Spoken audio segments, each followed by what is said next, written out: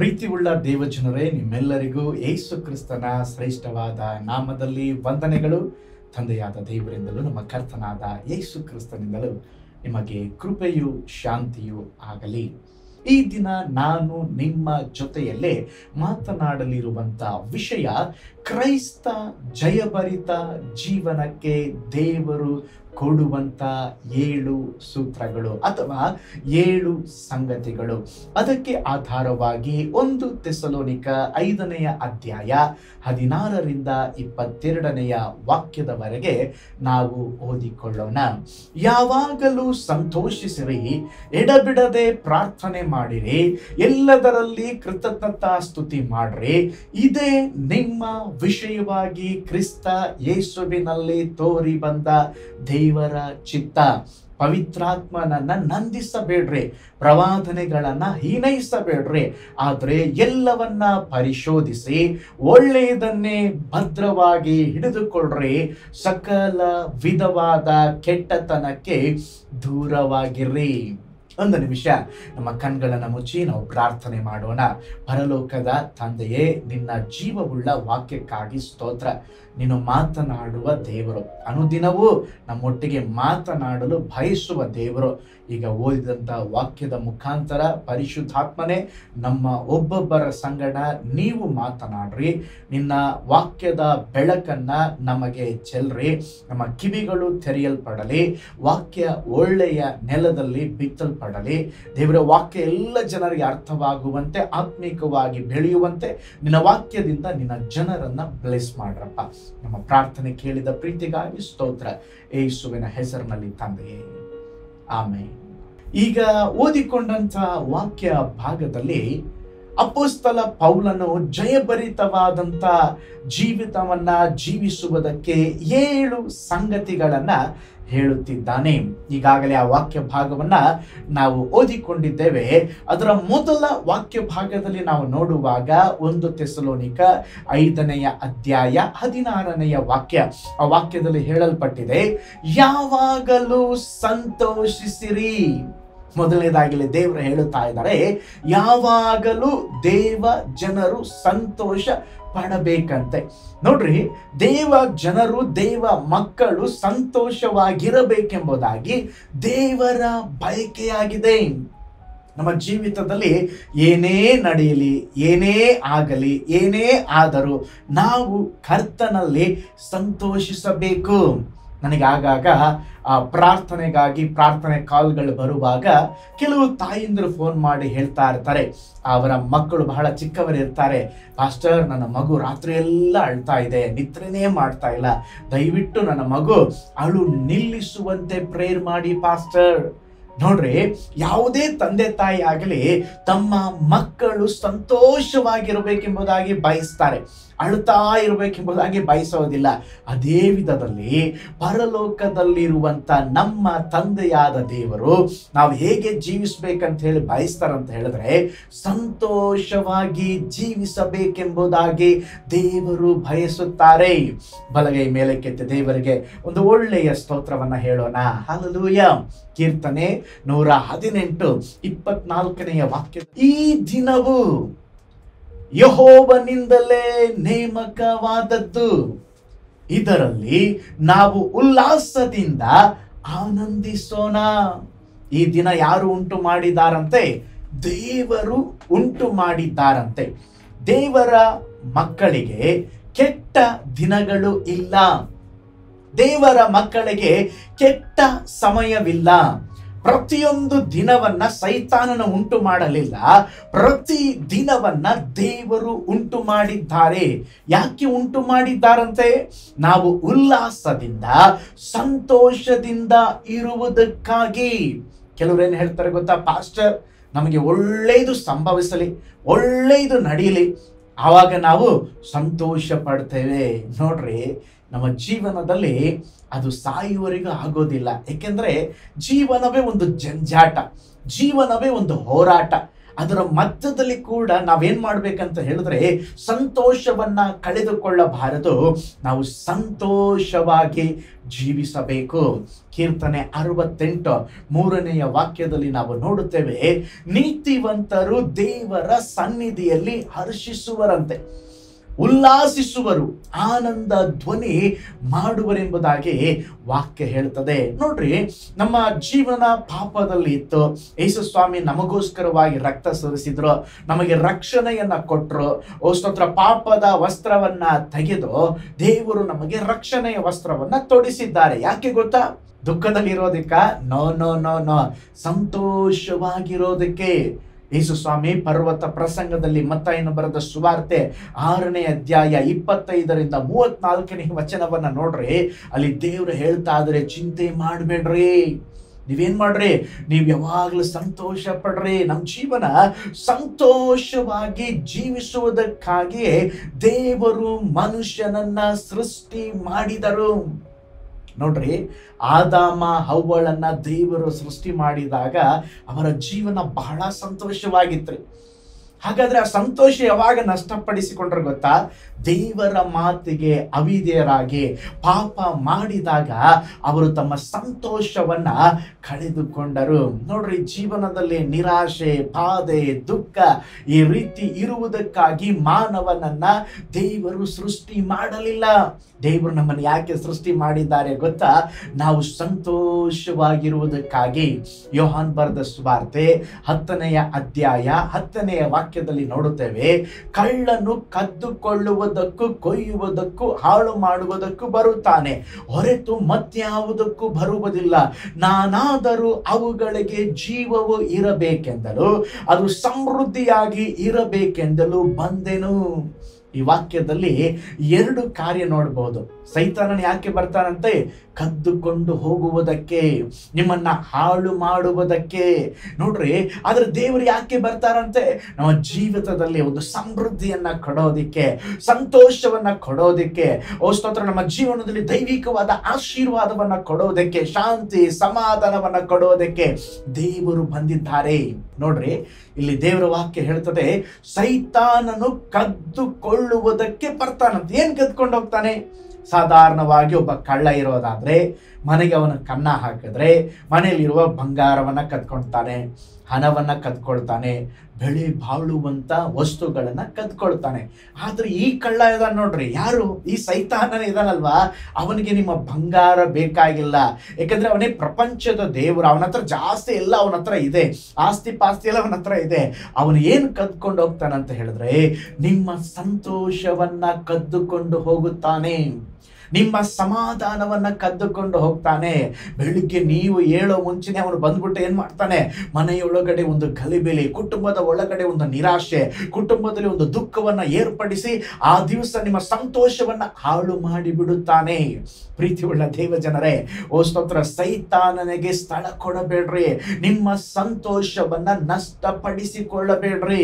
ಸತ್ಯವೇದದಲ್ಲಿ ಯೋಬ ಎಂಬಂತ ಒಬ್ಬ ಭಕ್ತನು, ಅವನ ಕುಟುಂಬ ಬಹಳ ಸಂತೋಷವಾಗಿದ್ರು, ಪ್ರತಿದಿನ ಆರಾಧನೆ ಮಾಡ್ತಾ ಇದ್ರು, ಚೆನ್ನಾಗಿ ದೇವರು ಅವ್ರನ್ನ ಬ್ಲೆಸ್ ಮಾಡಿದ್ರು.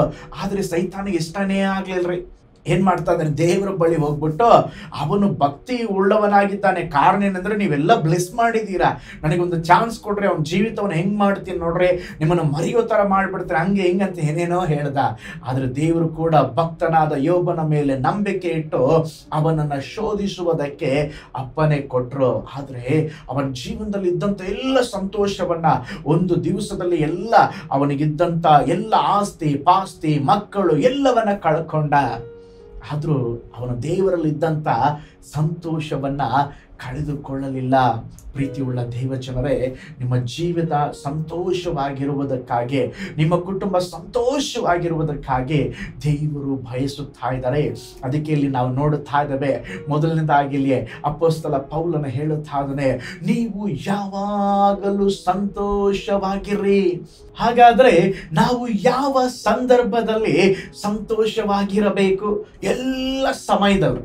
ಕೆಲವರಿಗೆ ಹಬ್ಬದ ಸಂದರ್ಭದಲ್ಲಿ, ಕ್ರಿಸ್ಮಸ್ ಬಂದರೆ ಕೆಲವರಿಗೆ ಸಂತೋಷ, ಕೆಲವರಿಗೆ ಈ ನಾನ್ ವೆಜ್ ಪ್ರಿಯರ್ ಇರ್ತಾರೆ, ಅವ್ರಿಗೆ ಈ ಚಿಕನ್ನು ಮಟನ್ನು ಬಿರಿಯಾನಿ ನೋಡಿದ್ರೆ ಮುಖದಲ್ಲಿ ಒಂದು ಸಂತೋಷ.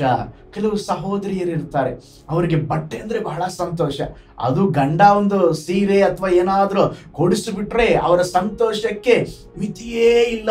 ಒಬ್ರು ಸಿಸ್ಟರ್ ಬಹಳ ನೋವಿನಲ್ಲಿರೋರು, ದುಃಖದಲ್ಲಿರೋರು, ಆ ದಿವಸ ಮಾತ್ರ ಬಹಳ ಸಂತೋಷ. ಏನ್ ಸಿಸ್ಟರ್ ಬಹಳ ಅಪರೂಪಕ್ಕೆ ಸಂತೋಷವಾಗಿದ್ದೀರಾ?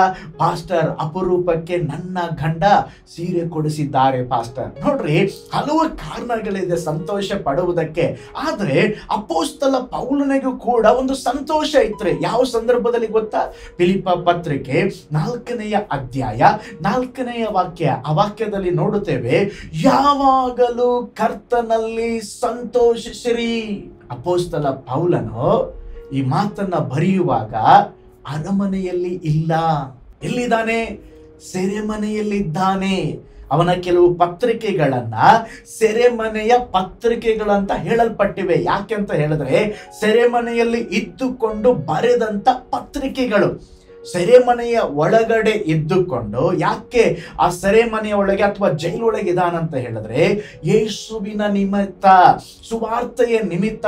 ಈಗ ಒಳಗಡೆ ಜೈಲಲ್ಲಿ ಇದ್ಕೊಂಡು, ಅಯ್ಯೋ ನನಗೆ ಯಾರಾದ್ರೂ ಬೇಲ್ ಕೊಡಿಸ್ತೀರಾ, ನಾನು ಯೇಸುವಿನ ಸುವಾರ್ತೆಯ ನಿಮಿತ್ತ ಜೈಲಲ್ಲಿ ಬಂದೆ, ಅಯ್ಯೋ ನನ್ನ ಕಣ್ಣೀರು, ನನ್ನ ವೇದನೆ ಅಂತ ಅವನ ಹಾಡು ಹಾಡಲಿಲ್ಲ. ಅಪೊಸ್ತಲ ಪೌಲನು ಹೇಳುತ್ತಾ ಇದ್ದಾನೆ, ಬರೆಯುವಾಗಲೇ ಸಂತೋಷವಾಗಿ ಬರೆಯುತ್ತಾ ಇದ್ದಾನೆ, ದೈವ ಜನರೇ, ನೀವು ಯಾವಾಗಲೂ ಕರ್ತನ ಸಂತೋಷ ಪಡ್ರಿ. ನೋಡ್ರಿ, ಜೈಲಲ್ಲಿ ಇದ್ಕೊಂಡು ಸಂತೋಷ ಪಡಬಹುದಾ? ಸೆರೆಮನೆಯಲ್ಲಿ ಇದ್ಕೊಂಡು ಸಂತೋಷ ಪಡಬಹುದಾ? ನಮ್ಮ ಜೀವಿತದಲ್ಲಿ, ದೇವ ಜನರ ಜೀವನದಲ್ಲಿ ಏನೇ ಬರಲಿ ಅವರು ಸಂತೋಷವಾಗಿರಬಹುದ್ರಿ. ಕೊರೋನಾ ಬಂದ್ರು, ಸುನಾಮಿ ಬಂದ್ರು, ಭೂಕಂಪ ಬಂದ್ರು, ಪ್ರವಾಹ ಬಂದ್ರು, ನಮ್ಮ ಜೀವಿತದಲ್ಲಿ ನಮ್ಮ ಜೀವನ ದೇವರಲ್ಲಿ ನೆಲೆಗೊಂಡಿರುವುದಾದ್ರೆ ನಾವು ಎಲ್ಲಾ ಸಂದರ್ಭದಲ್ಲಿ ಸಂತೋಷವಾಗಿರಬಹುದು. ಕೆಲವು ಸಾರಿ ಜನರು ನಮ್ಮನ್ನ ದೂಷಿಸ್ತಾರೆ, ಕೆಲವು ಸಾರಿ ಜನರು ನಮ್ಮ ವಿರೋಧವಾಗಿ ಸುಳ್ಳು ಸಾಕ್ಷಿ ಹೇಳ್ತಾರೆ. ಯೇಸು ಸ್ವಾಮಿ ಏನ್ ಹೇಳಿದ್ರು ಗೊತ್ತಾ? ಮತ್ತಾಯನು ಬರೆದ ಸುವಾರ್ತೆ 5ನೇ ಅಧ್ಯಾಯ 10 ಮತ್ತು 11ನೇ ವಾಕ್ಯವನ್ನ ನೋಡ್ರಿ. ನನ್ನ ನಿಮಿತ್ತವಾಗಿ ಜನರು ನಿಮ್ಮನ್ನ ನಿಂದಿಸಿ, ಹಿಂಸೆ ಪಡಿಸಿ, ನಿಮ್ಮ ಮೇಲೆ ಕೆಟ್ಟ ಮಾತುಗಳನ್ನ ಸುಳ್ಳಾಗಿ ಹೊರಸಿದರೆ ನೀವು ಧನ್ಯರು. ಸಂತೋಷ ಪಡ್ರಿ, ಉಲ್ಲಾಸ ಪಡ್ರಿ, ಪರಲೋಕದಲ್ಲಿ ನಿಮಗೆ ಬಹಳ ಫಲ ಸಿಗುವುದು. ಆ ವಾಕ್ಯವನ್ನ ಗಮನಿಸ್ರಿ.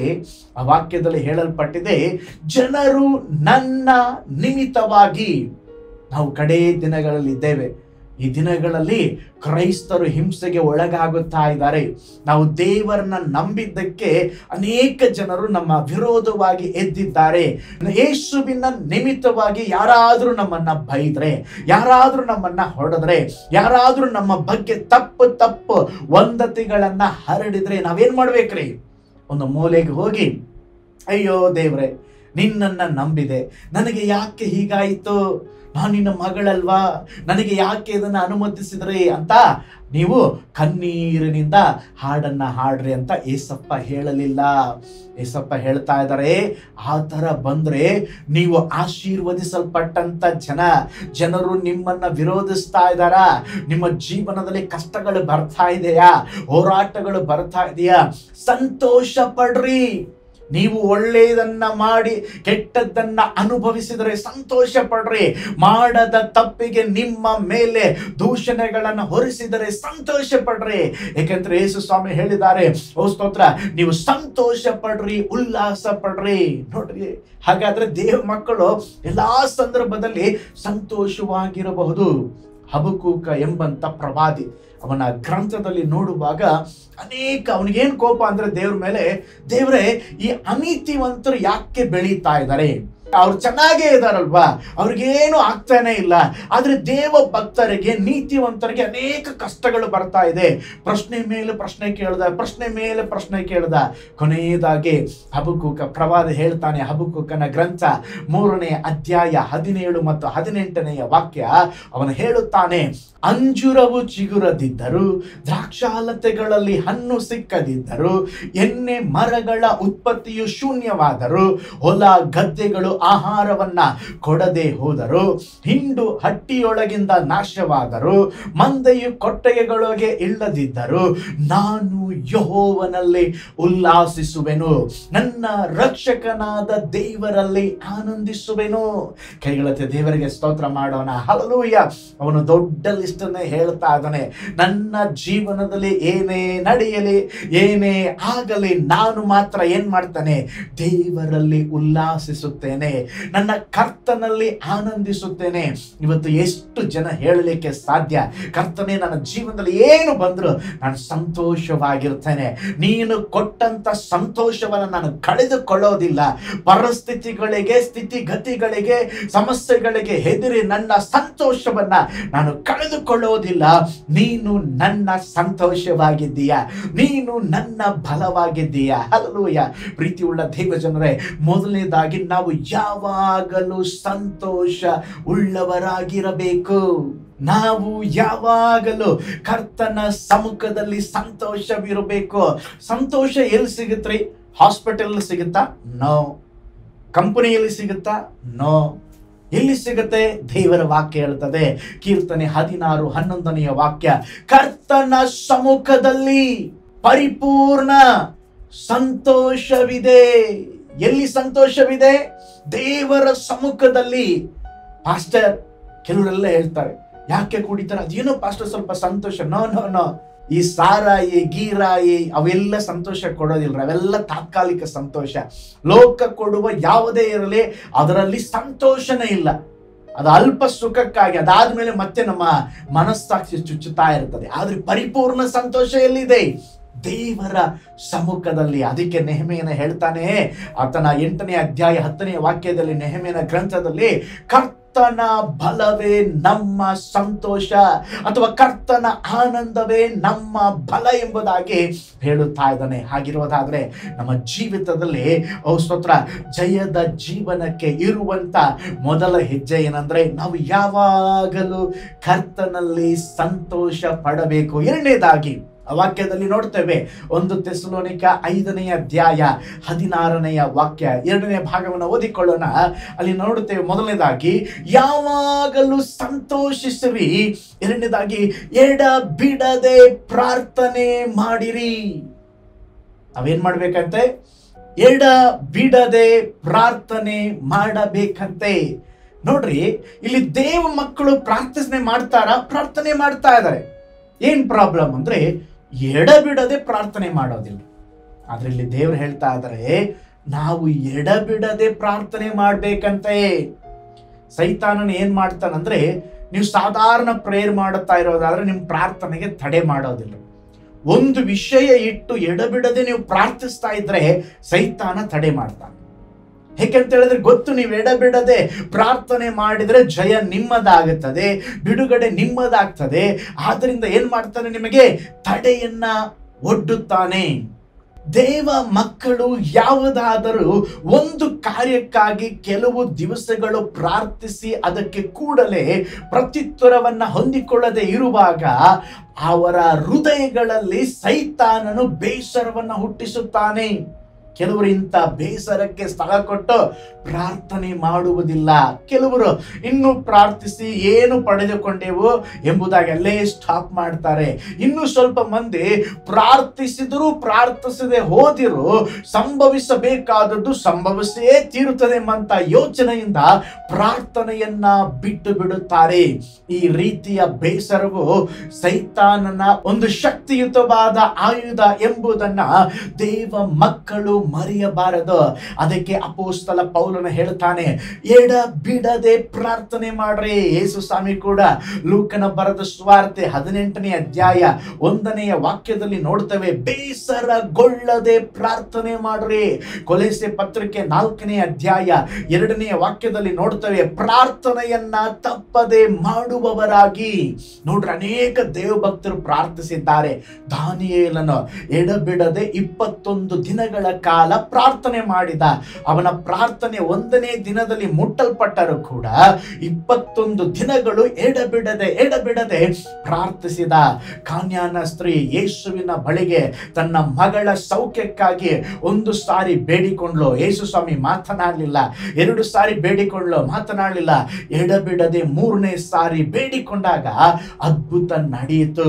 ಅದು ಮಾತ್ರವಲ್ಲ, ನಾವು ಎಲಿಯನ ಜೀವಿತಕ್ಕೆ ಬರುವಾಗ ಕಾರ್ಮೆಲ್ ಬೆಟ್ಟದ ಮೇಲೆ ಎಲಿಯನು ಸ್ತೋತ್ರ ಅರ್ಧ ನಿಮಿಷ ಅಥವಾ ಇನ್ನು ಸಂಕ್ಷಿಪ್ತವಾದ ಪ್ರಾರ್ಥನೆ ಅಬ್ರಹಾಂ, ಈಸಾಕನ, ಯಾಕೋಬನ ದೇವರೆಂಬುದಾಗಿ ಹೇಳುವಾಗ ಕೂಡಲೇ ಎಂಬುದಾಗಿ ವಾಕ್ಯ ಹೇಳುತ್ತದೆ, ಯೆಹೋವನ ಕಡೆಯಿಂದ ಬೆಂಕಿ ಬಿತ್ತಂತೆ.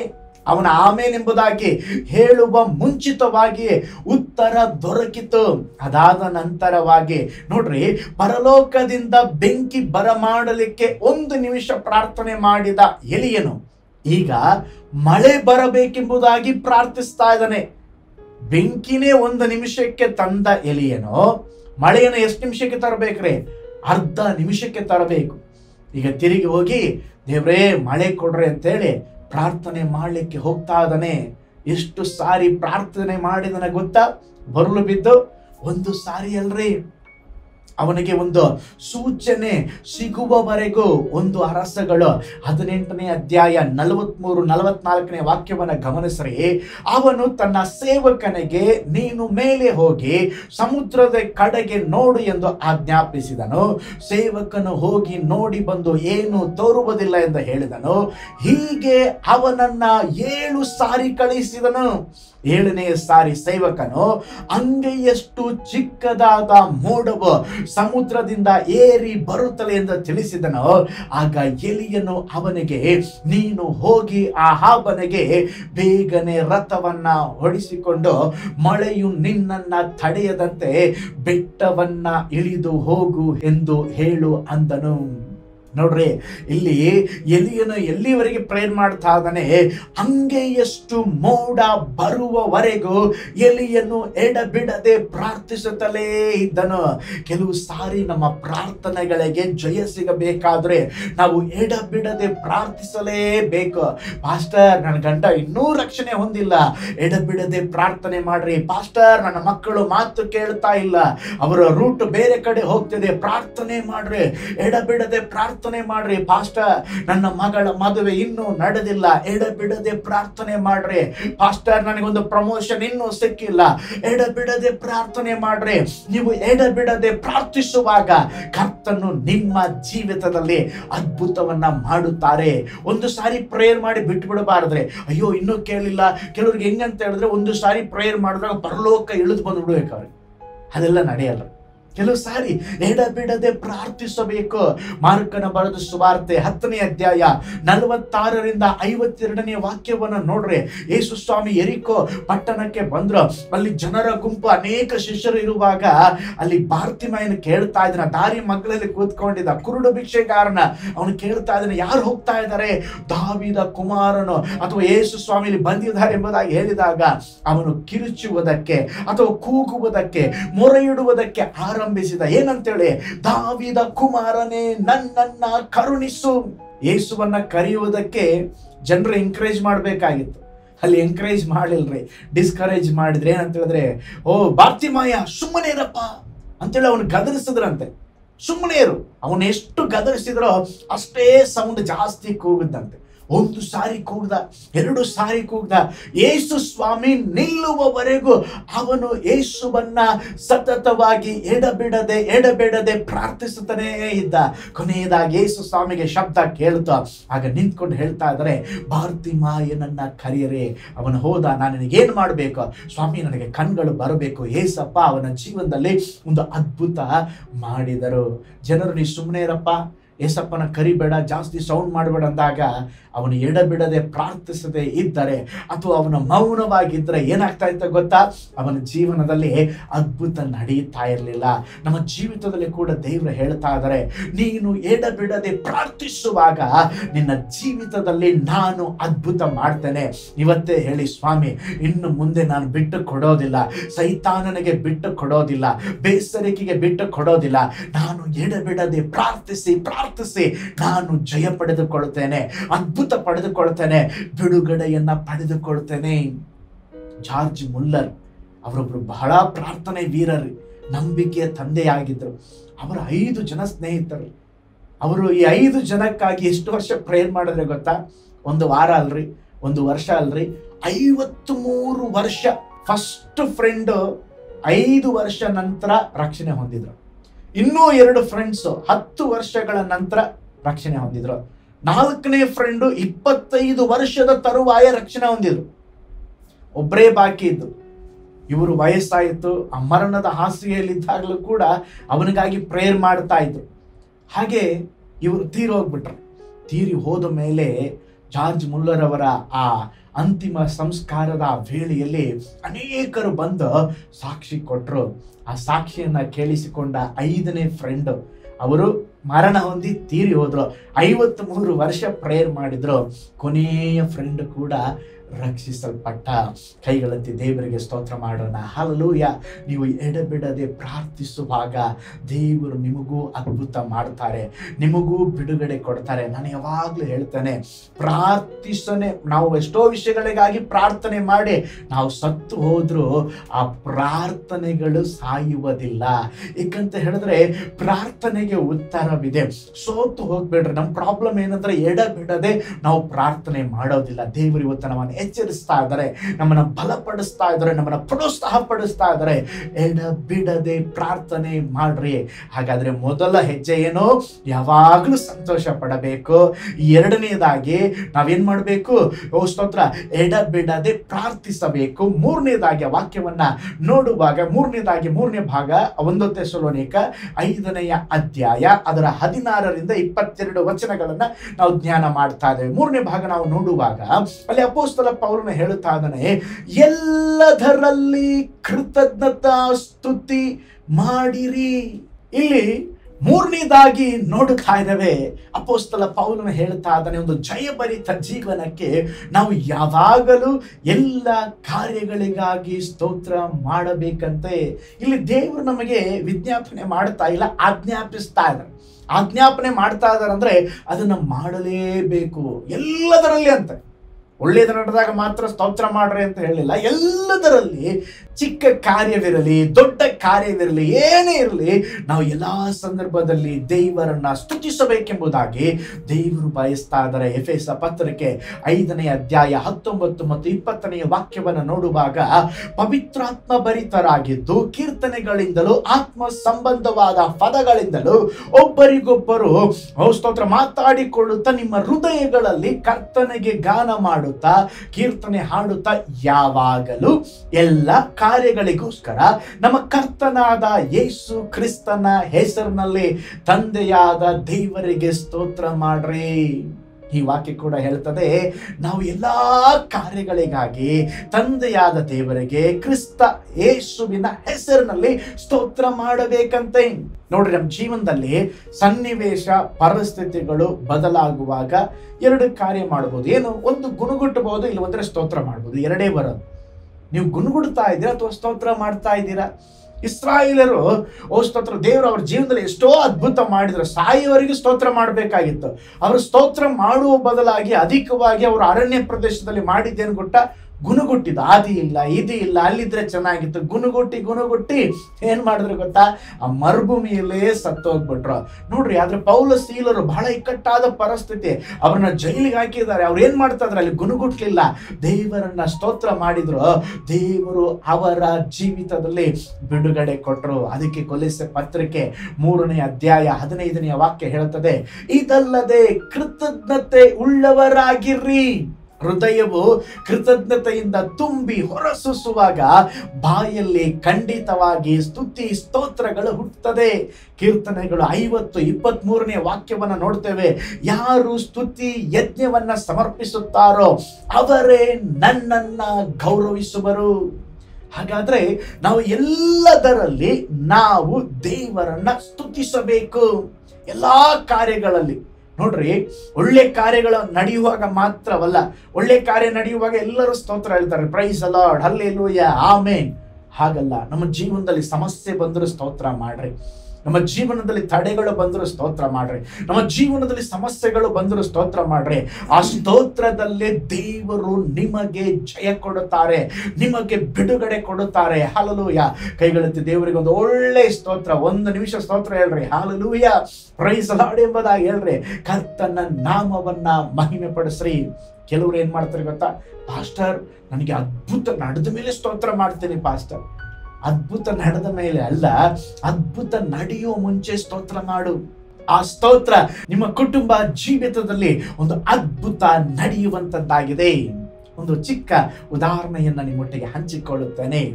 ಒಬ್ಬ ಸುವಾರ್ತಿಕರು ಕಳ್ಳನಿಂದ ಹಿಡಿಯಲ್ಪಟ್ಟು ಅವರ ಪರ್ಸ್ ಎಲ್ಲ ಕಳ್ಳತನ ಮಾಡಿ ಅವ್ರನ್ನ ಕಳಿಸಿಬಿಟ್ರು. ಇವರು ನೇರವಾಗಿ ಚರ್ಚಿಗೆ ಬಂದರು. 2 ಕೈ ಎತ್ತಿ ದೇವರನ್ನ ಸ್ತೋತ್ರ ಮಾಡಲಿಕ್ಕೆ ಆರಂಭಿಸಿದ್ರು. ಇದುವರೆಗೂ ಸ್ತೋತ್ರ ಮಾಡದ ವಿಧದಲ್ಲಿ ಹಲ್ಲೆಲೂಯಾ, ಪ್ರೈಸ್ ದಿ ಲಾರ್ಡ್, ಕರ್ತನೇ ನೀನು ಎಷ್ಟು ಒಳ್ಳೆ ದೇವರು, ಒಳ್ಳೆ ದೇವರು, ಬಲವಾಗಿ ದೇವರನ್ನ ಸ್ತೋತ್ರ ಸ್ತುತಿಸಲಿಕ್ಕೆ ಆರಂಭಿಸಿದರು. ಪಕ್ಕದಲ್ಲಿರೋರು ನೋಡಿದ್ರು, ಪಾಸ್ಟರ್ ಬಹಳ ಸಂತೋಷವಾಗಿದ್ದೀರಾ, ದೇವ್ರನ್ನ ಚೆನ್ನಾಗಿ ಸ್ತೋತ್ರ ಮಾಡ್ತಾ ಇದ್ದೀರಾ, ಏನಾದ್ರೂ ಅದ್ಭುತ ನಡೀತಾ ನೀವು ನಮಗೆ ಹೇಳ್ರೆ ನಾವು ನಿಮ್ ಜೊತೆ ಸೇರಿ ಕರ್ತನನ್ನ ಮಹಿಮೆ ಪಡಿಸ್ತೇವೆ. ಹಾಗೆ ಅವ್ರು ಹೇಳಿದ್ರು, ಕಳ್ಳರು ನನ್ನನ್ನ ಹಿಡಿದ್ರು, ಕರ್ತನಿಗೆ ಸ್ತೋತ್ರ. ಅವರು ಪರ್ಸನ್ನ ಕದ್ಕೊಂಡು ಹಣವೆಲ್ಲ ತೆಗೆದುಕೊಂಡು ಹೋದ್ರು, ಕರ್ತನಿಗೆ ಸ್ತೋತ್ರ. ಅವ್ರ ಪಕ್ಕದಲ್ಲಿ ಬ್ರದರ್ ಕೇಳಿದ್ರಲ್ವಾ, ಅವರಿಗೆ ಆಶ್ಚರ್ಯವಾಯಿತು. ಅವ್ರ ಸುವಾರ್ತಿಕರು ಹೇಳಿದ್ರು, ನಾನು ಕಳ್ಳತನ ಮಾಡಲಿಲ್ಲ, ಕಳ್ಳರೇ ನನ್ನಿಂದ ಕದ್ದುಕೊಂಡು ಹೋದ್ರು, ಕಳ್ಳರನ್ನ ನಾನು ಹೊಡೆಯಲಿಲ್ಲ, ಅವರೇ ನನ್ನನ್ನು ಗಾಯ ಮಾಡಲಿಲ್ಲ, ಹಾಗೆ ಬಿಟ್ಟು ಹೋದ್ರು, ಕರ್ತನಿಗೆ ಸ್ತೋತ್ರ. 3 ಕಳ್ಳರು ನನ್ನ ಹಣ ಮಾತ್ರ ಸ್ತೋತ್ರ ಕದ್ದರು ವಿನಃ ನನ್ನ ಒಳಗಡೆ ಇರುವಂತ ಆತ್ಮಿಕ ಆಸ್ತಿ ಪಾಸ್ತಿಗಳನ್ನ ಅವರಿಗೆ ಕಳ್ಳತನ ಮಾಡಲಿಕ್ಕೆ ಆಗ್ಲಿಲ್ಲ. ಕರ್ತನಿಗೆ ಸ್ತೋತ್ರ. ಸ್ತೋತ್ರ ಸ್ತೋತ್ರ ಸ್ತೋತ್ರ ಎಂಬುದಾಗಿ ದೇವರನ್ನ ಸ್ತೋತ್ರ ಮಾಡಿದ್ರಂತೆ. ಅದೇ ನಮ್ಮ ಪರಿಸ್ಥಿತಿ ಆಗಿದ್ರೆ, ಯಾರೋ ಕಳ್ಳರು ಹಿಡಿದು ನಮ್ಮ ಪರ್ಸ್ ಕದ್ಕೊಂಡು ಹೋಗಿದ್ರೆ ಒಂದು ಮೂಲೆಯಲ್ಲಿ ಕೂತ್ಕೊಂಡು ಹಲ್ಲೆಲೂಯಾ ಹಾಡಾಡ್ತಾ ಇರಲಿಲ್ಲ. ಪರ್ಸು ಹೋಯ್ತು ಕಳ್ಳರು ಬಂದ್ರಂತೇಳಿ ಒಂದು ಒಳ್ಳೆ ಹಾಡನ್ನ ರಚಿಸಿ ಬಿಡ್ತಾ ಇದೀವಿ. ಹಾಗೆಲ್ಲ ಪ್ರಿಯ ದೇವರ ಮಕ್ಕಳೇ, ನಮ್ಮ ಜೀವಿತದಲ್ಲಿ ಎಲ್ಲ ಪರಿಸ್ಥಿತಿಗಳ ಮಧ್ಯದಲ್ಲಿ ನಾವು ದೇವರನ್ನ ಸ್ತುತಿಸಬೇಕು, ದೇವರನ್ನ ಮಹಿಮೆ ಪಡಿಸಬೇಕು. ನಾನು ಮೊದಲು ಹೇಳಿದೆ, ನಾವೇನ್ ಮಾಡಬೇಕು? ಯಾವಾಗಲೂ ಕರ್ತನಲ್ಲಿ ಸಂತೋಷ ಪಡಬೇಕು. 2ನೇದಾಗಿ ಎಡಬಿಡದೆ ಪ್ರಾರ್ಥನೆ ಮಾಡಬೇಕು. 3ನೇದಾಗಿ ಎಲ್ಲದರಲ್ಲಿ ಸ್ತೋತ್ರ ಮಾಡಬೇಕು. 4ನೇದಾಗಿ ನೋಡ್ರಿ, ಆ ವಾಕ್ಯ ಭಾಗವನ್ನ ನಾವು ಓದಿಕೊಳ್ಳೋಣ. ಯಾವಾಗಲೂ ಸಂತೋಷಿಸರಿ, ಎಡಬಿಡದೆ ಪ್ರಾರ್ಥನೆ ಮಾಡ್ರಿ, ಎಲ್ಲದರಲ್ಲಿ ಕೃತಜ್ಞತಾ ಸ್ತುತಿ ಮಾಡ್ರಿ, ಇದೇ ನಿಮ್ಮ ವಿಷಯವಾಗಿ ಕ್ರಿಸ್ತ ಯೇಸುವಿನಲ್ಲಿ ತೋರಿ ಬಂದ ದೇವರ ಚಿತ್ತ. 4ನೇ ಭಾಗ ನೋಡೋಣ. ಪವಿತ್ರಾತ್ಮನನ್ನ ನಂದಿಸಬೇಡಿರಿ. 4ನೇದಾಗಿ ಇಲ್ಲಿ ವಾಕ್ಯದಲ್ಲಿ ನೋಡ್ತೇವೆ, ಪವಿತ್ರಾತ್ಮನನ್ನ ನಂದಿಸಬಾರ್ದಂತೆ, ಪವಿತ್ರಾತ್ಮನನ್ನ ಆರಿಸಬಾರ್ದಂತೆ. ನಾವು ಯೇಸುವನ್ನ ಸ್ವಂತ ರಕ್ಷಕನಾಗಿ ಅಂಗೀಕರಿಸಿಕೊಂಡಾಗ ಪವಿತ್ರಾತ್ಮನು ಮುದ್ರೆ ನಮಗೆ ಉಂಟಾಯಿತು. ನಾವು ಪ್ರಾರ್ಥನೆ ಮಾಡಿದಾಗ ಪವಿತ್ರಾತ್ಮನಿಂದ ತುಂಬಿಸಲ್ಪಟ್ಟೆವು, ಪವಿತ್ರಾತ್ಮನ ವರವನ್ನು ನಾವು ಪಡೆದುಕೊಂಡೆವು. ಆ ಪವಿತ್ರಾತ್ಮನು ನಮ್ಮ ಒಳಗಡೆ ಇರುವಾಗ ನಾವು ಅದನ್ನು ಆರಿಸಬಾರದು, ನಂದಿಸಬಾರದು. ವಿಮೋಚನ ಕಾಂಡ 27ನೇ ಅಧ್ಯಾಯ 20ನೇ ವಾಕ್ಯದಲ್ಲಿ ನೋಡ್ತೇವೆ, ದೀಪವು ಯಾವಾಗಲೂ ಉರಿಯುವಂತೆ ಇಸ್ರಾಯೇಲರು ಎಣ್ಣೆ ಮರದ ಕಾಯಿಗಳನ್ನ ಕುಟ್ಟಿ ನಿರ್ಮಲವಾದ ಎಣ್ಣೆಯನ್ನ ತೆಗೆದುಕೊಡಬೇಕೆಂದು ಅವರಿಗೆ ಅಪ್ಪಣೆ ಮಾಡು. ದೀಪ ಏನ್ ಮಾಡ್ಬೇಕಂತೆ? ಯಾವಾಗಲೂ ಉರಿಯಬೇಕ್ರಿ. ಕೆಲವರೆಲ್ಲ ಪವಿತ್ರಾತ್ಮನ ಅಭಿಷೇಕ ಪಡೆದಿದ್ದೀರಾ, ಪವಿತ್ರಾತ್ಮನ ವರದಾನವನ್ನ ಪಡೆದುಕೊಂಡಿದ್ದೀರಾ. ಸ್ತೋತ್ರ. ಈಗ ವರ್ಷಗಳು ಉರುಳಿ ಹೋಯಿತು, ಪವಿತ್ರಾತ್ಮನ ಮಾತನ್ನ ನಾವು ಕೇಳದೆ ಪವಿತ್ರಾತ್ಮನು ನಮ್ಮನ್ನು ಬಿಟ್ಟು ಹೋಗ್ಬಿಟ್ಟಿದ್ದ. ನೋಡ್ರಿ, ಸಂಸೋನನ್ನ ಬಿಟ್ಟು ಹೋದ್ರಲ್ವಾ? ಅವನ ಜೀವನದಲ್ಲಿ ಬಲಶಾಲಿಯಾಗಿದ್ದ, ಆದ್ರೆ ಯಾವಾಗ ಅವನು ದೇವರ ವಿರೋಧವಾಗಿ ಕಾರ್ಯಗಳನ್ನ ಮಾಡಿದನೋ, ಆ ಪವಿತ್ರಾತ್ಮನ ಅವನನ್ನು ಬಿಟ್ಟು ಹೋದ ಅನುಭವವನ್ನು ಕೂಡ ಅವನು ಅರ್ಥ ಮಾಡಿಕೊಳ್ಳಲಿಲ್ಲವಂತೆ. ಪ್ರೀತಿಯುಳ್ಳ ದೇವ ಜನರೇ, ಪವಿತ್ರಾತ್ಮನನ್ನ ನಂದಿಸಬೇಡ್ರಿ. ಯೇಸು ಸ್ವಾಮಿ ಹೇಳಿದ್ದಾರೆ, ನಾನು ಜಜ್ಜದ ದಂಟನ್ನ ಮುರಿದ ಹಾಕದೆ ಆರಿ ಹೋಗುತ್ತಿರುವ ದೀಪವನ್ನ ನಂದಿಸದೆ. ಯೇಸು ಸ್ವಾಮಿ ಆರಿ ಹೋಗುತ್ತಿರುವ ದೀಪ ನಂದಿಸೋದಿಲ್ಲ, ಆದ್ರೆ ನಾವೇನ್ ಮಾಡಿದ್ದೇವೆ? ನಾವೇ ಪವಿತ್ರಾತ್ಮ ದೀಪವನ್ನ ಆರಿಸಿ ಬಿಟ್ಟಿದ್ದೇವೆ. ಪವಿತ್ರಾತ್ಮನ ಶಬ್ದಕ್ಕೆ ಕಿವಿಗೊಡುತ್ತಾ ಇಲ್ಲ. ಪವಿತ್ರಾತ್ಮನ ಅನುಭವ, ಪವಿತ್ರಾತ್ಮನ ಸಾನ್ನಿಧ್ಯ ಈ ದಿನಗಳಲ್ಲಿ ನಾವು ಅನುಭವಿಸುತ್ತಾ ಇಲ್ಲ. ಪ್ರೀತಿಯುಳ್ಳ ದೇವ ಜನರೇ, ನಮ್ಮನ್ನು ನಾವು ಪರೀಕ್ಷೆ ಮಾಡಿಕೊಳ್ಳೋಣ. ಪವಿತ್ರಾತ್ಮನೇ, ನೀನು ನನ್ನ ಸಹಾಯಕನ. ಪವಿತ್ರಾತ್ಮನೇ, ಸತ್ಯದಾತ್ಮನೇ, ನೀನು ನಮ್ಮನ್ನ ನಡೆಸುವಾತನ. ಒಂದು ಸಾರಿ ಕೂಡ ದೇವರೇ ನಾವು ನಿಮ್ಮನ್ನ ಸ್ತೋತ್ರ ಬಿಟ್ಟು ಇರಬಾರ್ದಪ್ಪ. ಪವಿತ್ರಾತ್ಮನೇ, ನೀವು ನಮ್ಮ ಜೊತೆ ಇರಬೇಕೆಂಬುದಾಗಿ ಯಾವಾಗಲೂ ಪವಿತ್ರಾತ್ಮನು ನಿಮ್ಮೊಟ್ಟಿಗೆ ಇರುವಂತೆ ನೋಡಿಕೊಳ್ಳ್ರಿ. ಐದನೇದಾಗಿ ಆ ವಾಕ್ಯದಲ್ಲಿ ಹೇಳಲ್ಪಟ್ಟಿದೆ, ಒಂದು, ನಾವು ಯಾವಾಗಲೂ ಸಂತೋಷ ಪಡಬೇಕು. ಎರಡು, ಎಡಬಿಡದೆ ಪ್ರಾರ್ಥನೆ ಮಾಡಬೇಕು. ಮೂರು, ಎಲ್ಲದರಲ್ಲಿ ಕೃತಜ್ಞತಾ ಸ್ತುತಿ ಮಾಡಬೇಕು. ನಾಲ್ಕು, ಪವಿತ್ರಾತ್ಮನನ್ನು ನಂದಿಸಬಾರದು. ಐದನೇದಾಗಿ ಪ್ರವಾದನೆಗಳನ್ನ ಹೀನೈಸಬೇಡ್ರಿ. ಈ ದಿನಗಳಲ್ಲಿ ಕೆಲವು ಪ್ರವಾದಿಗಳು, ನಿಜವಲ್ಲದ ಪ್ರವಾದಿಗಳು, ಸುಳ್ಳಾದಂಥ ಪ್ರವಾದಿಗಳು, ಅವರು ಮಾಡುವಂಥ ಕೆಲವು ಕಾರ್ಯಗಳ ನಿಮಿತ್ತವಾಗಿ ಕೆಲವರು ಪ್ರವಾದನೆಗಳನ್ನ ಹೀನೈಸ್ತಾರೆ. ಶ್ರೇಷ್ಠ ಪ್ರವಾದನೆ ಏನು ಗೊತ್ತಾ? ಯೇಸು ಸ್ವಾಮಿ ತಿರುಗಿ ಬರುತ್ತಾನೆಂಬುದಾಗಿ ವಾಕ್ಯದಲ್ಲಿ ನೋಡ್ತೀವಿ. ಈಗ ನಾನು ಬೇಗನೆ ಬರ್ತೀನಿ ಎಂಬುದಾಗಿ ಯೇಸು ಸ್ವಾಮಿ ಹೇಳಿದ್ದಾರೆ. ನಾವೇನ್ ಮಾಡಬೇಕು? ಕೇಳಿಸ್ಕೊಂಡಿದ್ದೇವೆ, ಓ ಯೇಸು ಸ್ವಾಮಿ ಬರ್ತೀನಿ ಅಂತ ಹೇಳಿದ್ದಾರೆ. ನಾವು ನೋಡೋಣ, ನೋಹ ಪ್ರವಾದನೆ ಮಾಡಿದ, ದೇವರು ದೊಡ್ಡ ಶಾಪ ಕೊಡ್ಲಿಕ್ಕಿದ್ದಾರೆ, ಪ್ರಳಯ ಬರ್ತದೆ, ತಪ್ಪಿಸಿಕೊಳ್ಳ್ರೆ. ಎಲ್ಲ ಜನರು ತಾಸ್ತಾರ ಮಾಡಿದರು, ದೈವ ಕೋಪ ಅವರ ಮೇಲೆ ಬಂತು. ಪ್ರವಾದನೆಗಳನ್ನ ಹೀನೈಸಬೇಡ್ರಿ. ನಮ್ಮ ಜೀವನದಲ್ಲಿ ದೇವರು ಕೆಲವೊಂದು ಎಚ್ಚರಿಕೆಯ ಮಾತುಗಳನ್ನ ಪ್ರವಾದಿಗಳ ಮೂಲಕ ಕೊಡುವಾಗ ಅದನ್ನ ಅರ್ಥ ಮಾಡಿಕೊಂಡು ಪ್ರಾರ್ಥಿಸಿ ಸ್ತೋತ್ರ ನಾವು ಆ ವಿಷಯಗಳನ್ನ ಹೀನೈಸಬಾರದು. ಅದೇ ವಾಕ್ಯ ಇಲ್ಲಿ ಹೇಳುವಂಥದ್ದು, ಪ್ರವಾದನೆಗಳನ್ನ ಹೀನೈಸಬೇಡ್ರಿ. ಒಂದು, ಯಾವಾಗಲೂ ಸಂತೋಷ ಪಡಬೇಕು. ಎಡಬಿಡದೆ ಪ್ರಾರ್ಥಿಸಬೇಕು. ಎಲ್ಲದರಲ್ಲಿ ಕೃತಜ್ಞತಾ ಸ್ತುತಿ ಮಾಡಬೇಕು. ನಾಲ್ಕು, ಪವಿತ್ರಾತ್ಮನ ನಂದಿಸಬಾರದು. ಐದು, ಪ್ರವಾದನೆಗಳನ್ನ ಹೀನೈಸಬಾರದು. ಆರನೇದಾಗಿ, ಎಲ್ಲವನ್ನ ಪರಿಶೋಧಿಸಿ ಒಳ್ಳೆಯದನ್ನ ಭದ್ರವಾಗಿ ಹಿಡಿದುಕೊಳ್ಳ್ರಿ. ನೋಡ್ರಿ, ಈ ಪ್ರವಾದನೆಯ ಕುರಿತು ನಾವೀಗ ನೋಡಿದೆವು. ಆದ್ರೂ ಏನ್ ಮಾಡ್ಬೇಕಂದ್ರೆ ಎಲ್ಲವನ್ನ ಪರಿಶೋಧಿಸಬೇಕಂತ. ಈ ಕಡೆ ದಿನಗಳಲ್ಲಿ ನಾವೇನ್ ಮಾಡ್ತಾ ಇದೀವಿ ಅಂತ ಹೇಳಿದ್ರೆ, ಪರಿಶೋಧನೆ ಮಾಡ್ತಾ ಇಲ್ಲ. ನೋಡಿ, ನಾವು ಪ್ರತಿಯೊಂದನ್ನ ಪರಿಶೋಧಿಸಬೇಕು, ಪರೀಕ್ಷಿಸಬೇಕು. ಮನುಷ್ಯ ಜ್ಞಾನದಿಂದ ಹೇಳುವಂತ ಕಾರ್ಯಗಳು ಈ ದಿನಗಳಲ್ಲಿ ಹೆಚ್ಚಾಗಿದೆ. ಅದಕ್ಕೆ 1 ಯೋಹಾನ 4:1 ವಾಕ್ಯ ನೋಡ್ತೇವೆ, ಪ್ರಿಯರೇ, ಅನೇಕ ಸುಳ್ಳು ಪ್ರವಾದಿಗಳು ಲೋಕದೊಳಗೆ ಇರುವುದರಿಂದ ನೀವು ಎಲ್ಲ ನುಡಿಗಳು ದೇವರಿಗೆ ಸಂಬಂಧವಾದವುಗಳು ಅಲ್ಲವೋ ಎಂದು ಅವುಗಳನ್ನ ಪರೀಕ್ಷಿಸಬೇಕು. ಎಲ್ಲ ಹೇಳೋದಕ್ಕೆ ತಲೆ ಆಡಿಸಬಾರ್ದು. ಕೆಲವರು ತಲೆ ಕೊಡೋದಕ್ಕೆ ರೆಡಿ ಆಗಿದ್ದಾರೆ. ಇರ್ಲಿ, ಹಂಗೆ ನಿಂತ್ಕೊಂಡ್ಬಿಡೋದು, ಎಲ್ಲರ ಹತ್ರ ತಲೆ ಕೊಟ್ಬಿಡೋದು. ಸ್ವಲ್ಪ ಜಾಗರೂಕತೆಯಾಗಿರೋಣ. ಅಪ್ಪನ ಸಮ್ಮುಖದಲ್ಲಿ ಮಾತ್ರ ತಲೆ ಕೊಡ್ರಿ. ಅಪೊಸ್ತಲ ಕೃತ್ಯ 17ನೇ ಅಧ್ಯಾಯ 1ನೇ ವಾಕ್ಯ ಇರ್ತದೆ, ಬೇರೂಯ ಸಭೆಯವರು. ಅಲ್ಲಿ ಅಪೊಸ್ತಲ ಪೌಲನ ಪ್ರಸಂಗ ಮಾಡ್ತಾ ಇದ್ದಾನ್ರಿ. ಹೊಸ ಒಡಂಬಡಿಕೆ ಅರ್ಧ ಪುಸ್ತಕಗಳನ್ನ ಸ್ತೋತ್ರ ಬರೆದಂತ ಅಪೊಸ್ತಲ ಪೌಲನ, ದೇವರಿಗಾಗಿ ವೈರಾಗ್ಯದಿಂದ ಇದ್ದಂತ ಪೌಲನ. ಈ ಸಭೆಯವರು ಏನ್ ಮಾಡಿದ್ರೆ ಗೊತ್ತಾ? ಅಯ್ಯೋ, ಅಪೊಸ್ತಲ ಪೌಲನ ಚೆನ್ನಾಗಿ ಪ್ರಸಂಗ ಮಾಡ್ತಾ ಇದ್ರೆ, ಉಪದೇಶ ಮಾಡ್ತಾ ಇದ್ರೆ, praise the Lord, hallelujah. No, ಅಪೊಸ್ತಲ ಪೌಲನು ಹೇಳುವುದು ಸರಿಯಾ ಅಂತೇಳಿ ಪರೀಕ್ಷೆ ಮಾಡ್ತಾರೆ. ಅಷ್ಟು ದೊಡ್ಡ ಅಪೊಸ್ತಲನಿಗೆ ಅವರು ಪರಿಶೋಧನೆ ಮಾಡ್ತಾರೆ. ಇವತ್ತು ಹಂಗೆ ಬ್ಲೈಂಡ್ ಆಗಿ ಎಲ್ಲ ನಂಬಿಬಿಡೋದು. ಅದಕ್ಕೆ ಯಾರೋ ಒಬ್ರು ಹೀಗೆ ಹೇಳಿದ್ದಾರೆ, ಜನರು ಮೋಸ ಹೋಗುವವರೆಗೂ ಬೇರೆಯವರು ಮೋಸ ಮಾಡ್ತಾನೇ ಇರ್ತಾರೆ. ಫಸ್ಟ್ ನಾವು ಮೋಸ ಹೋಗುವುದನ್ನ ನಿಲ್ಲಿಸಬೇಕು. ಇನ್ನೊಂದು ಉದಾಹರಣೆ ಹೇಳ್ತೇನೆ ನಿಮಗೆ. ಹಳೆ ಒಡಂಬಡಿಕೆಯಲ್ಲಿ 1 ಅರಸಗಳು 13ನೇ ಅಧ್ಯಾಯದಲ್ಲಿ ನೀವು ಸಮಯವನ್ನು ತೆಗೆದುಕೊಂಡು ಆ ವಾಕ್ಯ ಭಾಗ ಓದಿರಿ. ನಾನು ಹಂಗೆ ಸಂಕ್ಷಿಪ್ತವಾಗಿ ಹೇಳ್ಕೊಂಡು ಹೋಗ್ತೇನೆ. ದೇವರು ಒಬ್ಬ ಪ್ರವಾದಿಗೆ ಒಂದು ವಾಕ್ಯವನ್ನ ಕೊಟ್ಟರು. ಯೆರೋಬಾಮನು ಅವನು ಧೂಪ ಸುಡುವುದಕ್ಕಾಗಿ ವೇದಿ ಹತ್ರ ನಿಂತ್ಕೊಂಡಿದ್ದ. ಆಗ ಈ ಪ್ರವಾದಿಯಲ್ಲಿ ಹೋಗ್ತಾ ಇದ್ದಾನೆ, ವೇದಿಯೇ ದಾವೀದನ ಸಂತಾನದ ಯೋಷೀಯನ ಎಂಬುವವನು ಹುಟ್ಟುತ್ತಾನೆ. ನಿಮ್ಮ ಮೇಲೆ ಧೂಪ ಸುಡುವ ಪೂಜಾ ಸ್ಥಳಗಳು ಯಾಜಕರನ್ನ ಹಿಡಿದು ಅವರನ್ನ ನಿನ್ನ ಮೇಲೆಯೇ ಯಜ್ಞ ಮಾಡುವನು. ಮನುಷ್ಯರ ಎಲುಬುಗಳು ನಿಮ್ಮ ಮೇಲೆ ಸುಡಲ್ಪಡುವವು ಎಂದು ಯೆಹೋವನು ಅನ್ನುತ್ತಾನೆಂಬುದಾಗಿ ಅಲ್ಲಿ ಆ ಪ್ರವಾದಿ ಪ್ರವಾದನೆ ಮಾಡಿದ. ಈ ಮಾತು ಅಲ್ಲಿದ್ದಂಥ ಆ ಯೆರೋಬಾಮನಿಗೆ ಅವನಿಗೆ ಇಷ್ಟವಾಗಲಿಲ್ಲ. ಅವನೇನ್ ಮಾಡ್ತಾ ಇದ್ದಾನಂತ ಹೇಳಿದ್ರೆ, ಆ ವಾಕ್ಯ ಭಾಗ ಹೇಳ್ತದೆ, 13ನೇ ಅಧ್ಯಾಯ 5ನೇ ವಾಕ್ಯವನ್ನ ನಾವು ನೋಡುವಾಗ ಅವನು ಹೇಳ್ತಾ ಇದ್ದಾನೆ, ಆ ದೇವರ ಮನುಷ್ಯನನ್ನ ವೇದಿಗೆ ವಿರೋಧವಾಗಿ ನುಡಿದಿದ್ದಾನೆ, ಅವನನ್ನು ಹಿಡ್ಕೊಂಡು ಬಂಡ್ರಿ ಎಂಬುದಾಗಿ ಹೇಳಿದೆ. ಅವನ ಕೈ ಚಾಚಿದಾಗ ಅವನ ಕೈ ಒಣಗೋಯ್ತು. ತಿರುಗಿ ಆ ಕೈನ ಹಿಂದೆ ತೆಗಿಲಿಕ್ಕೆ ಆಗ್ಲಿಲ್ಲ. ತಿರುಗಿ ಮತ್ತೆ ಅವನು ಹೇಳ್ತಾ ಇದ್ದಾನೆ, ದೇವರ ಮನುಷ್ಯನೇ, ನನ್ನ ತಪ್ಪಾಯಿತು, ದಯವಿಟ್ಟು ನನಗಾಗಿ ಪ್ರಾರ್ಥನೆ ಮಾಡು ಅಂತ ಹೇಳಿದಾಗ ಪ್ರಾರ್ಥನೆ ಮಾಡಿದ ಆ ಅರಸನ ಕೈ ಸರಿಯಾಯಿತು. ಆಗ ಅವನು ಹೇಳ್ತಾ ಇದ್ದಾನೆ, ನೀನು ಬಂದು ನನ್ನ ಮನೆಯಲ್ಲಿ ಊಟ ಮಾಡು.